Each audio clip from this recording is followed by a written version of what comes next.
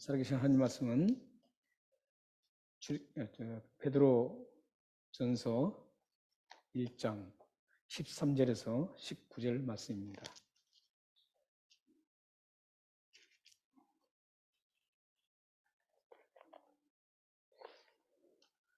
베드로전서 1장 13절에서 19절 말씀을 교독하시겠습니다. 그러므로 너희 마음의 허리를 동이고 근신하여 예수 그리스도께서 나타나실 때 너희에게 가져다 주실 은혜를 온전히 바랄지어다.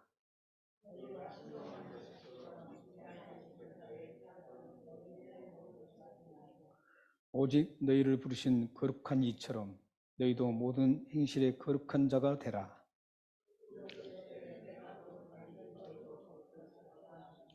예물로 보시지 않고 각 사람의 행위대로 심판하시는 이를 너희가 아버지라 부른즉 너희가 나그네로 있을 때를 두려움으로 지내라.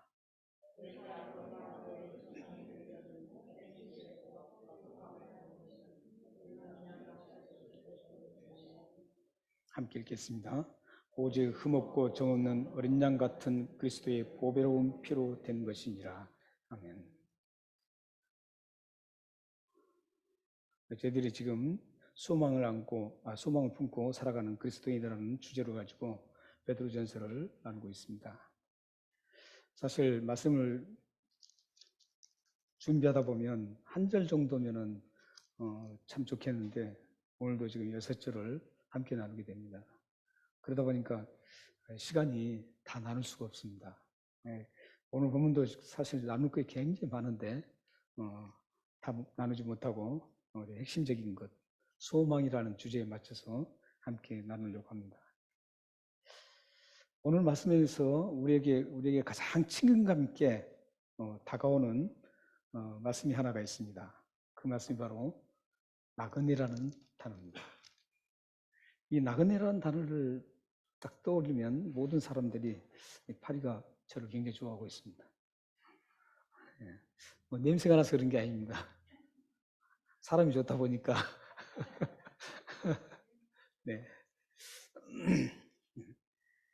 파리까지도 좋아합니다. 저를. 또 좋다 그러니까 날아가 버렸네. 이렇게 나그네라는 단어를 딱 떠올리면 우리가 가장 가깝게 있는 것 같습니다. 그래서 이 나그네라는 단어는 사람마다 다 친근감 있게 그리고 깊은 생각 속에 젖어들게 하는 그런 단어입니다. 사실 이 모든 세상 사람들은 다 나그네입니다. 지금까지 헤아릴 수 없는 사람들이 나그네의 삶을 마치고 세상을 떠났고 지금 살아가고 있는 우리들과 모든 사람들이 역시 세상을 떠나야 할 나그네입니다. 특히 이 나그네라는 의미를 떠오를 때마다 우리처럼 머나먼 고국을 등지고 머나먼 호주 땅까지 와서 이민의 삶을 사는 저희들에게는 더 절실하게 실감 있게 느껴지는 단어가 나그네입니다. 나그네라는 그 자체도 뜻이 뭐냐면 외국인이라는 뜻입니다.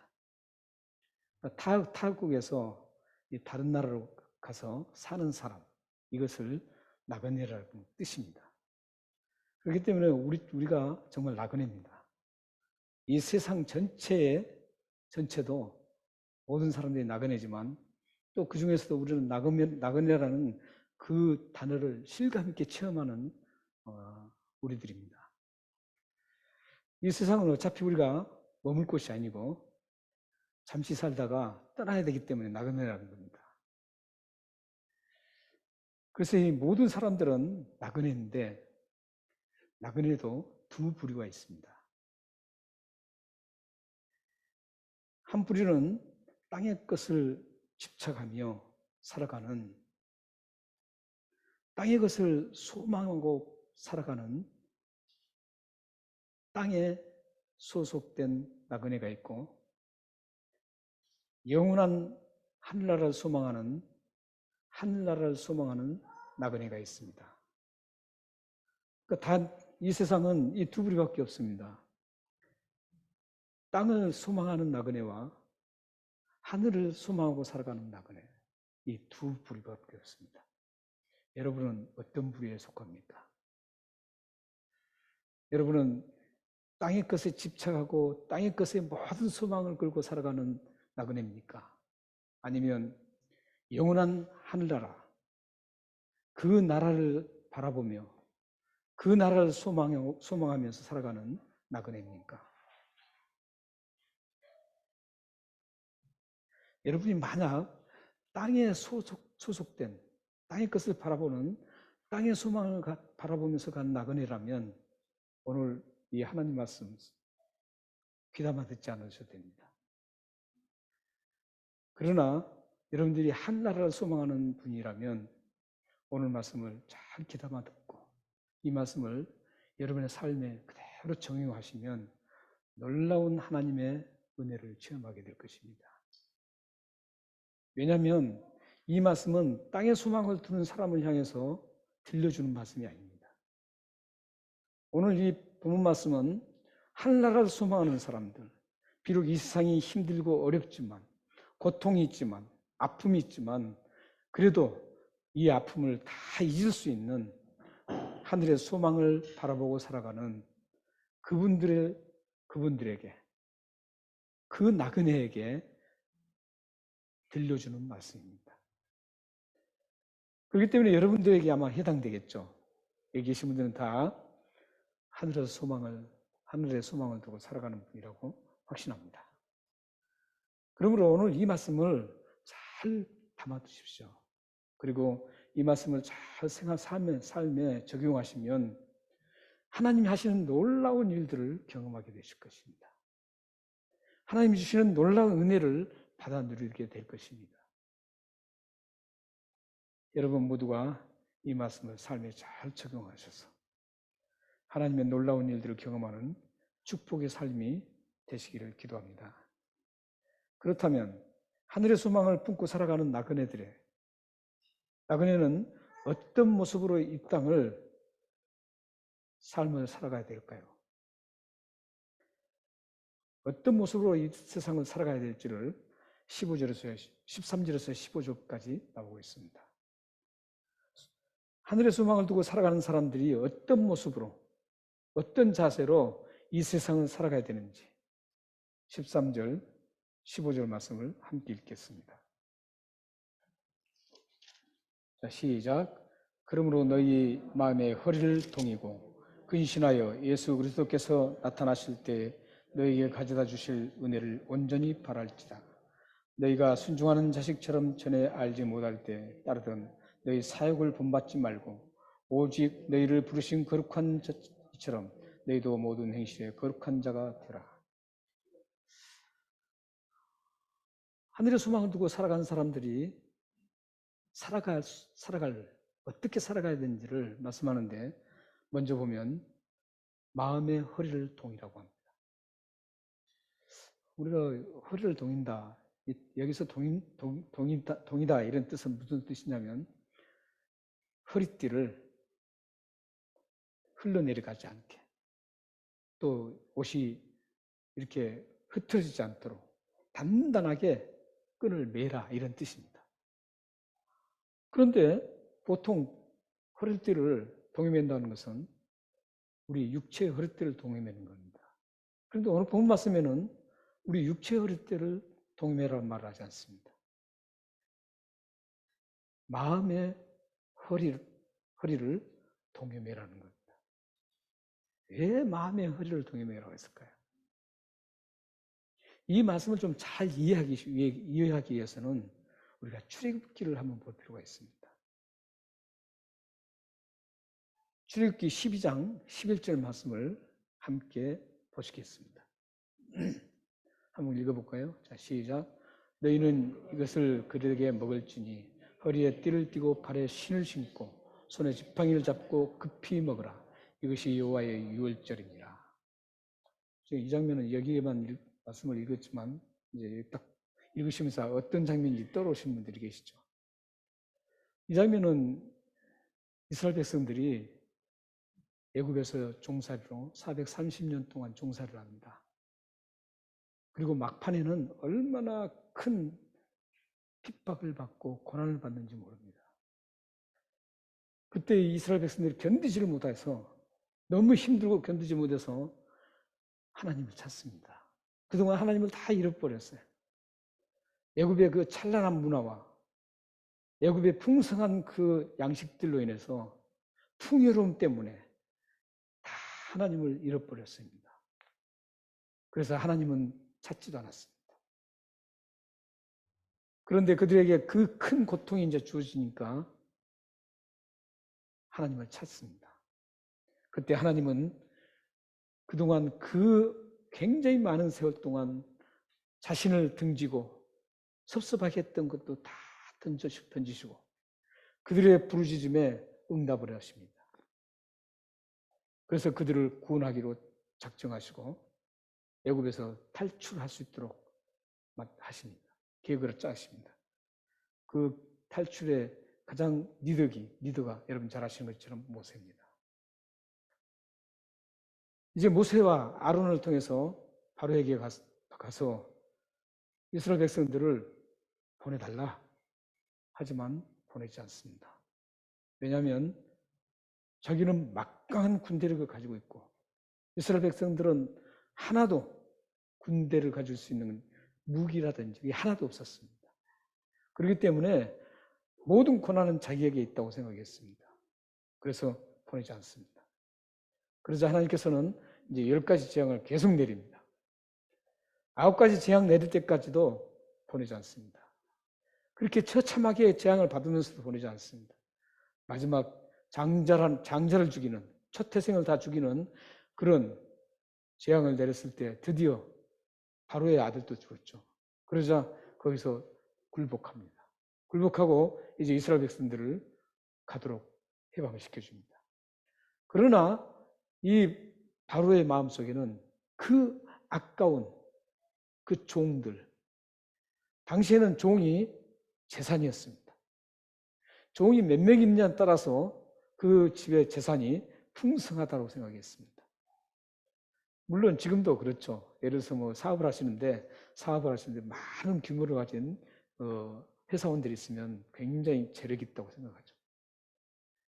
그런데 장정만 60만 명, 약 200만 명의 그 자기들의 종들, 어마어마한 가치를 가진 그 재산, 그 종들을 쉽게 돌려보낼 마음이 없었습니다. 끝까지 그는 그들을 어떻게든 붙잡으려고 했습니다. 그 장면이 홍해 사건입니다. 보내놓고 보니까 너무너무 안 좋은 거예요. 아까운 거예요. 그래서 다시 추격해서 그들을 잡아오려고 하다가 거기서 홍해에서 다 몰살 당하고 막.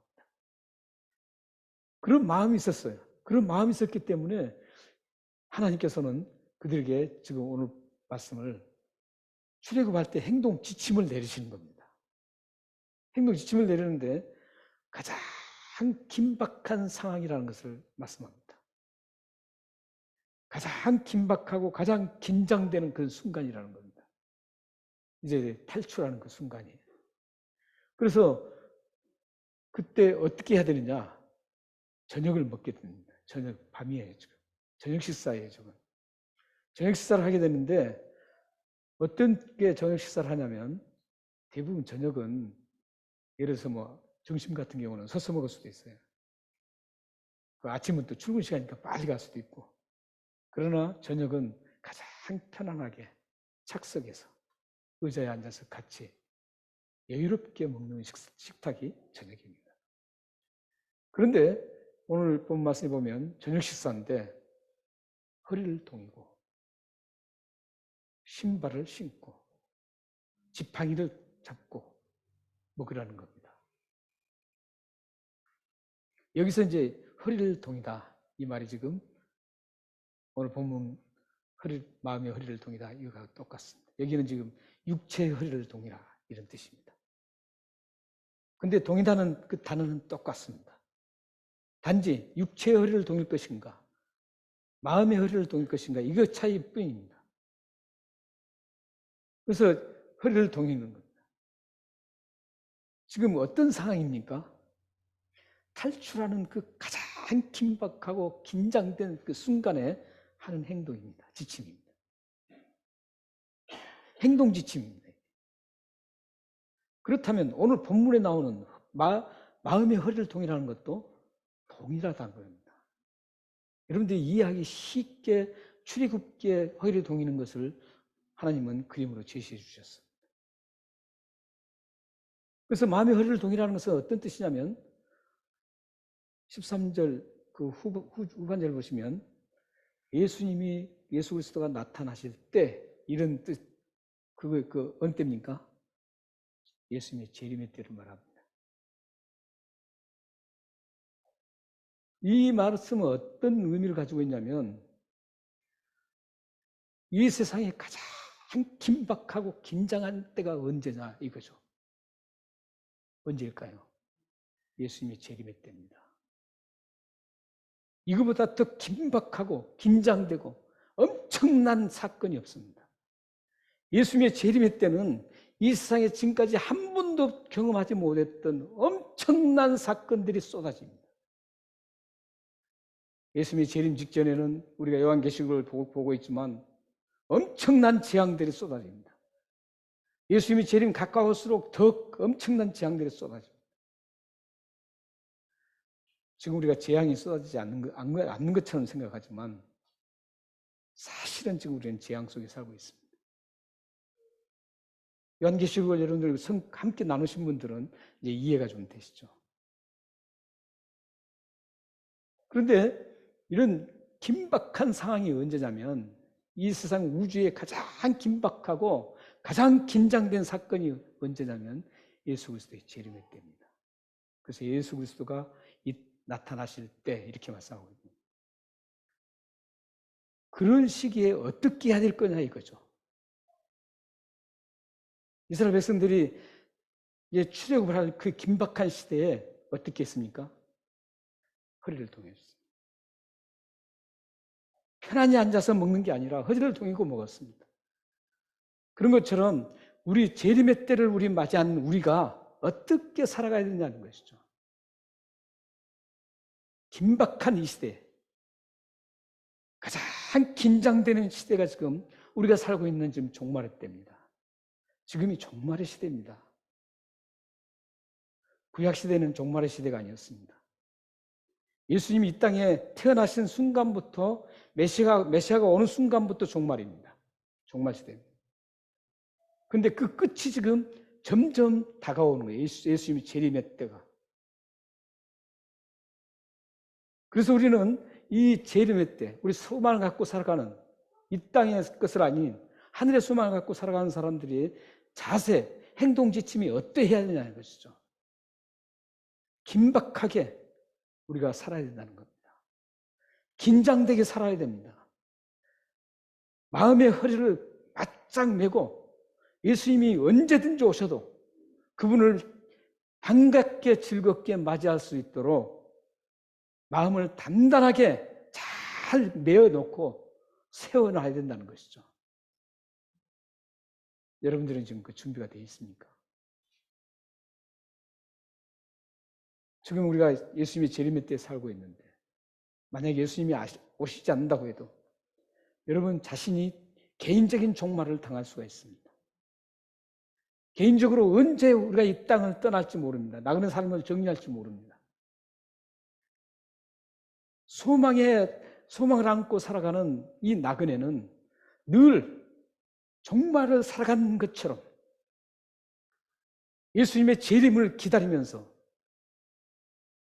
다섯 처녀가 등불을 밤새도록 준비했던 것처럼 긴장을 가지고 긴박하게 언제든지 맞이할 준비를 하고 있는 뜻이 바로 허리를 동하고 근신한다는 뜻입니다.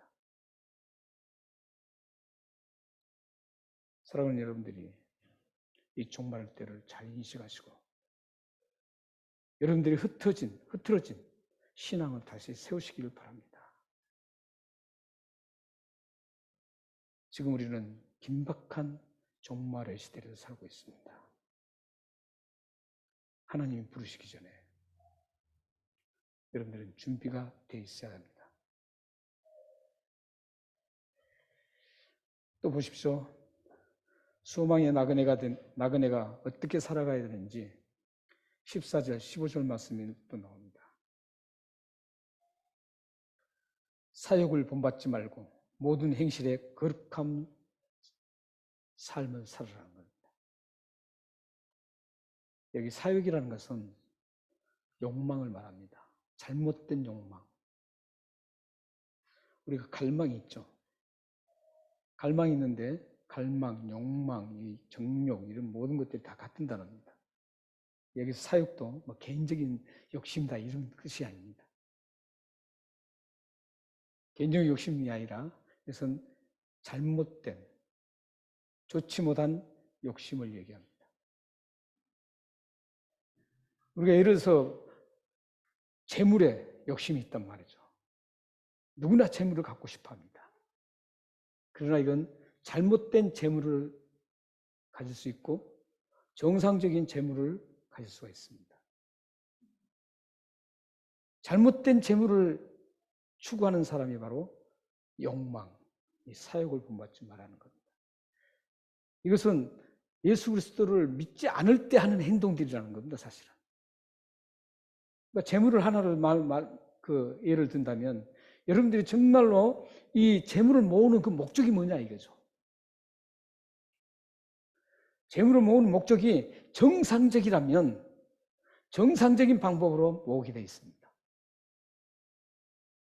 그러나 여러분들이 내 자신, 우리 가정 이걸 잘 먹고 잘 살려고 하는 그런 곳에 초점을 맞추면 다른 사람 죽든 말든 무조건 나만 잘 살면 된다라는 세상 사람들이 하는 그런 행동을 하게 된다는 겁니다. 그러니까 잘못된 정욕을 가지면, 욕망을 가지면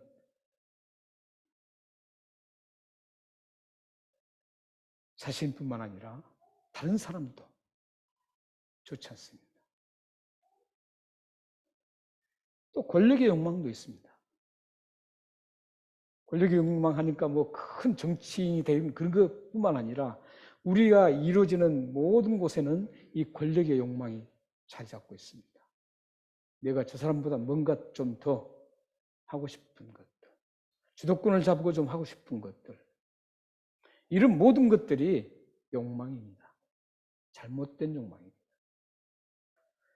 정상적인 욕망들은 물질도 정상적으로 벌고 그 물질을 벌었을 때 그걸 나에게 쓸 수 있는 것 외에는 다 주님을 위해서 주님이 기뻐하시는 곳에 쏟아붓습니다.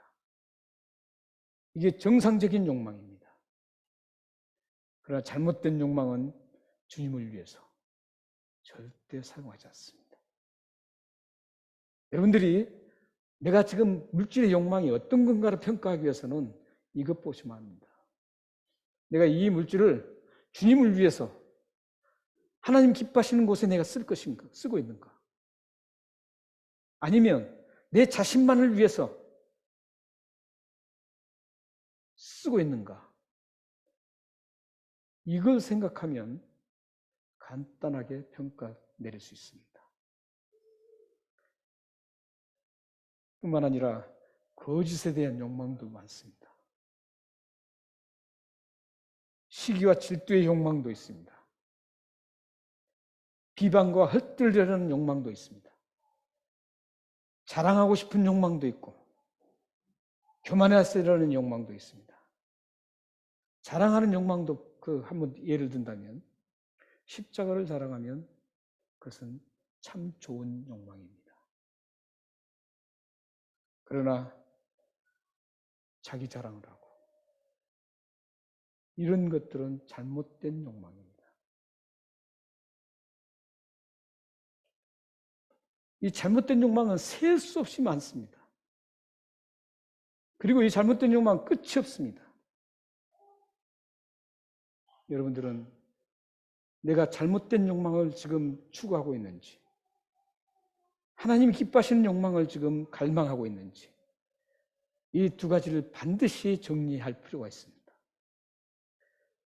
그래야만 여러분들이 하나님의 위대하신 능력을 경험할 수 있고 하나님의 은혜를 가득하게 담을 수가 있습니다.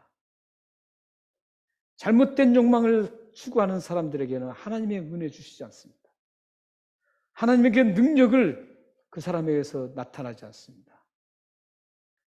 여러분 모두가 위대하신 하나님, 그 능력의 하나님, 그 은혜를 누리고 싶고 그 능력을 경험하고 싶다면 욕망을 바로 세우십시오.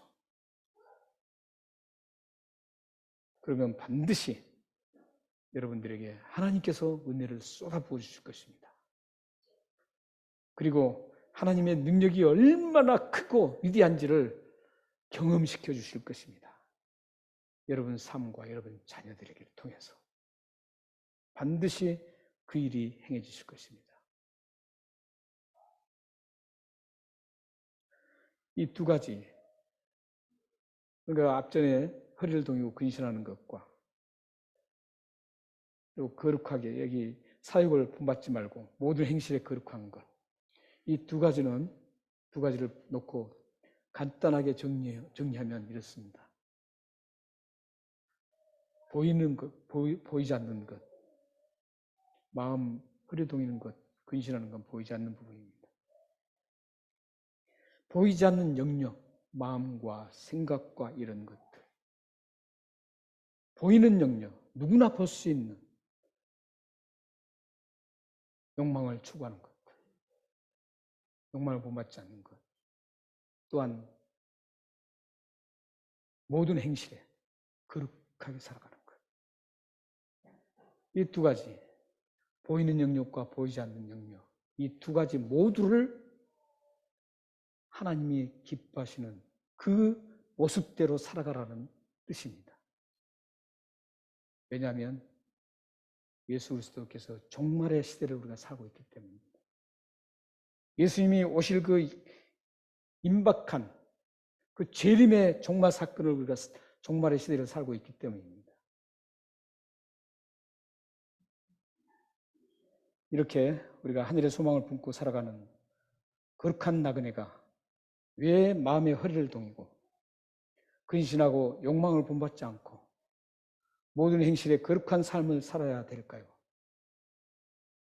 16절, 19절 말씀에서 왜 그렇게 살아야 되는지 이유 세 가지를 말씀하고 있습니다. 16절, 19절을 한번 읽겠습니다. 이유 세 가지가 있습니다. 자, 시작. 기록되었으되 내가 거룩하니 너희도 거룩할지다 하셨느니라. 예물을 보지 않고 각 사람의 행위대로 심판하시는 이를 너희가 아버지라 부른즉 너희가 그대로 나그네로 있을 때에 두려움으로 지내라. 너희가 알거니와 너희 조상이 물려준 헛된 행실에서 대속함을 받은 것은 은이나 금같이 없어질 것으로 된 것이 아니요 오직 흠없고 줌없는 어린 양 같은 그리스도의 보배로운 피로 된 것이니라. 첫째 이유가 뭐냐면 16절에 하나님께서 거룩하시기 때문입니다. 하나님께서 거룩하시기 때문에 우리가 거룩하게 살아야 된다는 거예요. 그 거룩하게 살려면은 마음의 허리를 동여야 됩니다. 근신해야 됩니다. 또한 사역을 본받지 않아야 됩니다. 그리고 모든 행실에서 하나님이 기뻐하시는 삶을 살아내는 거예요. 그게 바로 거룩한 삶입니다. 또 17절에 보시면은 왜 그렇게 살아야 되는지, 마음의 허리를 동이고 근신하고 사역을 쫓지 않고 거룩하게 살아야 되는지. 왜냐하면 우리가 나그네이기 때문입니다. 나그네입니다. 17절에 보십시오. 17절에 보면 너희가 나그네로 있을 때 두려움으로 지내라 그랬습니다. 나그네로 살기 때문에 우리가 잠깐 살다가 끝나고 하늘나라에 가야 되기 때문에 우리가 마음을 동이고 살아야 됩니다. 예수 그리스도의 재림을 준비하고 살아야 되는 겁니다. 그리고 그 하나님 또 두려운 이유가 뭐예요? 나그네로 지낼 때 두려움으로 지내는 이유가 오늘 말씀 보시면 외모로 보지 않고 행위대로 하나님은 판단하신 분이라는 겁니다. 우리는 사람을 볼 때 외모로 판단을 하게 되죠. 우리 한국 속담에도 참 좋은 속담이 있습니다. 열길 물속은 알아도 한치 사람 속은 모른다고. 한치인지 뭔지 모르겠습니다. 예. 그러니까 우리 사람 속은 잘 모릅니다, 사실. 어떤 저 사람이 어떤 생각을 가지고 있는지 잘 몰라요. 그러나 하나님은 어떤 생각을 다 아시지 않습니까? 그리고 각 사람의 행한 대로 다 안다는 것이죠. 여기 행한다는 것은 어떤 뜻이냐면요. 보이는 것뿐만이 아니에요. 헬라 원어는 보이는 것만을 얘기하지 않습니다. 왜냐하면 행할 때는 마음에서부터 일어나야만 행해질 수 있거든요. 그 뜻을 가지고 있는 단어입니다. 그러니까 우리 한성경은 보이는 것만 느껴지는데 실질적으로 성경에는 마음에서 일어나야만 행동으로 옮겨지기 때문에 생각하지 않고 행동을 이루어진 거 없습니다. 그렇기 때문에 그 내면에 있는 것까지도 하나님이 다 판단하신다는 겁니다. 판단하고 계신다는 겁니다. 그렇기 때문에 우리가 나그네를 있을 때 이때 이 세상 살아가는 날 동안 두렵게 생각하면서 살아라는 겁니다. 또 보십시오. 19절 보시면 18절, 19절 보시면 예수 그리스도의 우리가 구원받은 것, 대속함 받은 것은 은이나 금이나 없어질 것으로 된 것이 아니라 오직 only라는 겁니다. 다른 거 없다는 겁니다. 오직 흠없고 점없는 예수 그리스도의 보배로운 피로 되었다는 겁니다. 그렇기 때문에 이 보배로운 피가 허망하게 비춰지지 않기 위해서 이 보배로운 피가 우리를 구원한 그 보배로운 예수 그리스도의 피가 헛되지 않기 위해서 우리가 이 세상 나그네로 살 때 허리를 동이고 근신해야 되고 이 세상 나그네로 살 때 사욕을 쫓아 욕망을 쫓아 살아가지 않고 모든 우리 행동 속에 거룩함이 하나님 기뻐하시는 거룩함이 나타나야 된다는 것이죠. 이렇게 살아가야 된다는 것이죠. 그렇게 살아가야만 예수 그리스도께서 십자가에 죽으셔서 흘리신 그 보혈의 피로 우리 모든 죄가 다 용서받고 우리가 구원받은 그 엄청난 축복의 선물을 받은 것이 헛되지 않다는 겁니다.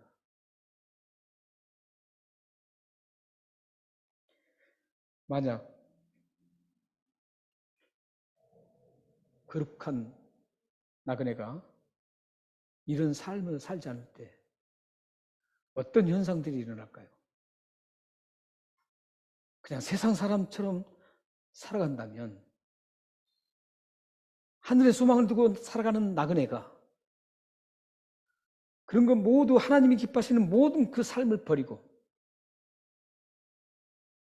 세상 사람들과 똑같이 살아간다면 어떤 일이 벌어질까요?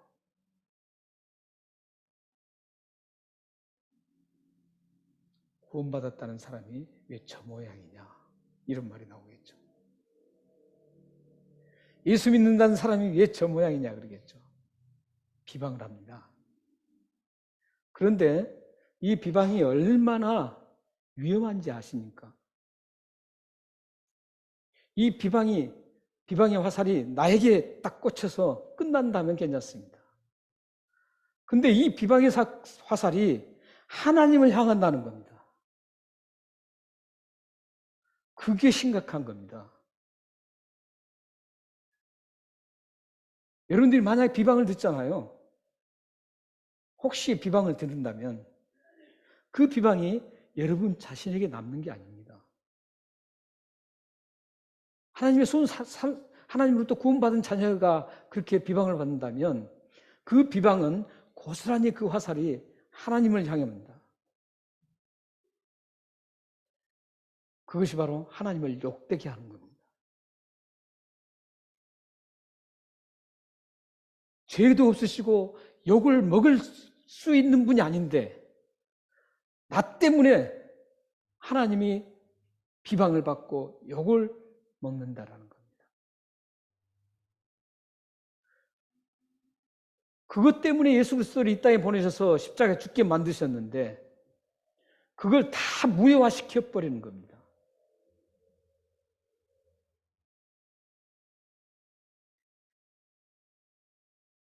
그런데 한번 생각해 보세요. 왜 세상 사람들이 교회를 지금 대부분 거부하고 싫어할까요?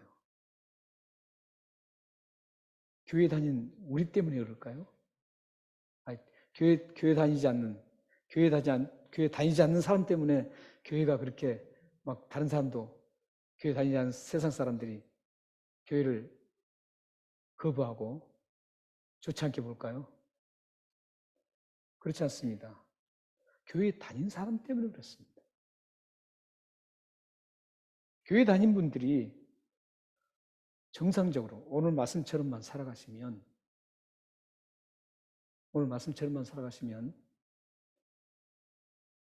교회가 비방받지 않습니다. 교회를 나오고 싶어 합니다. 그건 교회 역사에 증명된 것들입니다. 그 중에 맨 처음 초대교회, 이방에 최초로 세워진 교회, 안디옥교회를 보면 우리가 그런 현상을 알 수 있습니다. 안디옥교회는 당시에 엄청난 모진 고난과 박해와 핍박을 받고 살았던 교회입니다. 최초의 교회가 예루살렘 교회고 그 다음으로 세워진 교회가 이방 나라에 지금 시리아입니다. 지금의 시리아의 안디옥에 최초로 이방 교회가 세워집니다. 근데 그 최초의 이방 교회가 그런 엄청난 시련을 당하는데 예수 믿지 않는 사람들로부터 시련을 당합니다. 그런데 그 교회는 대단하게 인정을 받습니다. 그래서 특히 11장 26절을 한번 읽어보겠습니다. 사도행전 11장 26절입니다. 한번 읽어보겠습니다. 시작. 만남에 안디옥에 데리고 와서 둘이 교회에 1년간 모여서 큰 무리를 가르쳤고 제자들이 안디옥에서 비로소 그리스도인이라 일컬음을 받게 되었더라. 저 만남에 둘이라는 것은 둘은 누구냐면 바나바와 바울입니다. 바나바와 바울. 바울이 1년 동안 그래서 사역을 했습니다. 했는데 큰 무리더라고요. 그냥 많이 모였다 그러면 많은 무리라 그럽니다. 근데 큰 무리라는 것은 대단히 많이 모였다는 뜻입니다. 1년간 사역했는데 그렇게 많이 모였습니다. 그런데 왜 모였느냐는 거죠. 그 이유가 비로소 그리스도라 일컬음을 받았다는 것이죠. 저 말은 어떤 뜻이냐면요. 그 모진 예수 믿지 않는 사람들 고통을 당해도 그 예수 믿는 사람들이 그 교회의 크리스천들이 그리스도인들이 정말 예수님의 모습으로 살아갔다는 겁니다. 오늘 본문에 가르친 대로 허리를 동여매고 살았습니다. 그리고 근신해서 살고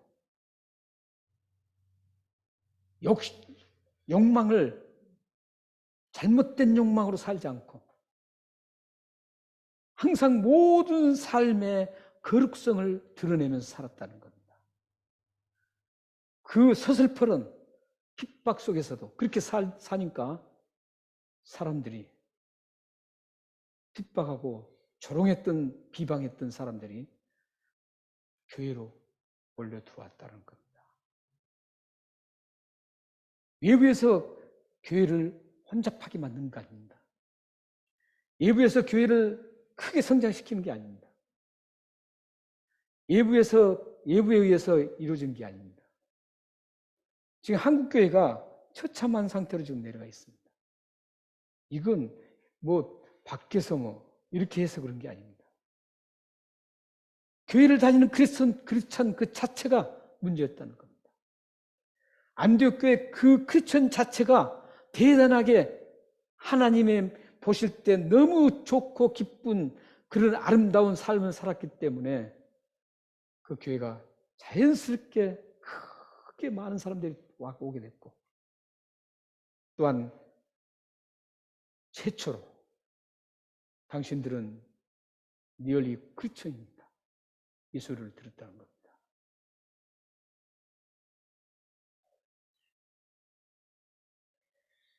이 안디옥교회를 볼 때 우리가 많이 생각해야 됩니다. 우리가 어떻게 해야만 우리 하나님의 핏값을, 예수 그리스도의 핏값을 세우신 이 교회가 아름답게 이루어질 것인가, 이걸 생각하셔야 합니다. 바로 그 주인공은 자신입니다. 우리 자신입니다.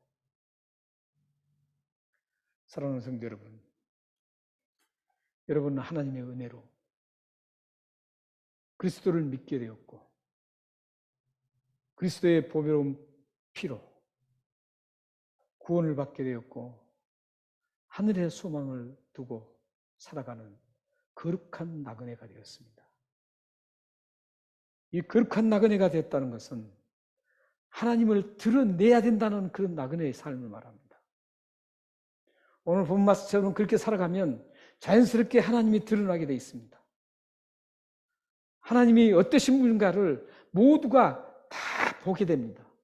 그리고 하나님을 향해서 무릎을 꿇고 하나님 앞에 나오게 될 것입니다. 마지막으로 우리 마태복음 5장 16절과 고린도전서 10장 31절을 읽고 마치겠습니다. 시작. 이같이 너희 빛이 사람 앞에 비치게 하여 그들로 너희 착한 행실을 보고 하늘에 계신 너희 아버지께 영광을 돌리게 하라. 그런즉 너희가 먹든지 마시든지 무엇을 하든지 다 하나님의 영광을 위하여 하라. 두 가지가 잘 매치가 되는 말씀입니다. 하나님의 영광을 돌리는 것은 여러분의 삶을 통해서 결정됩니다. 여러분의 삶이 하나님의 영광을 돌릴 수 있다면, 행실이 영광을 돌릴 수 있다면 하나님은 크게 여러분들을 사용하실 것입니다. 그리고 여러분을 향해서 하나님의 놀라운 능력을 보여주시고 크신 은혜를 내려주실 것입니다. 사랑하는 여러분 모두가, 가정과 자녀들이, 여러분의 삶이 하나님이 기뻐하시는 오늘의 말씀을 잘 적용해서 살으셔서 가정이 하나님의 능력을 경험할 수 있도록 경험하시고, 하나님이 하시는 놀라운 그 일들을 볼 수 있도록, 볼 수 있는 축복의 삶이 되기를 주님으로 축원합니다. 기도하겠습니다.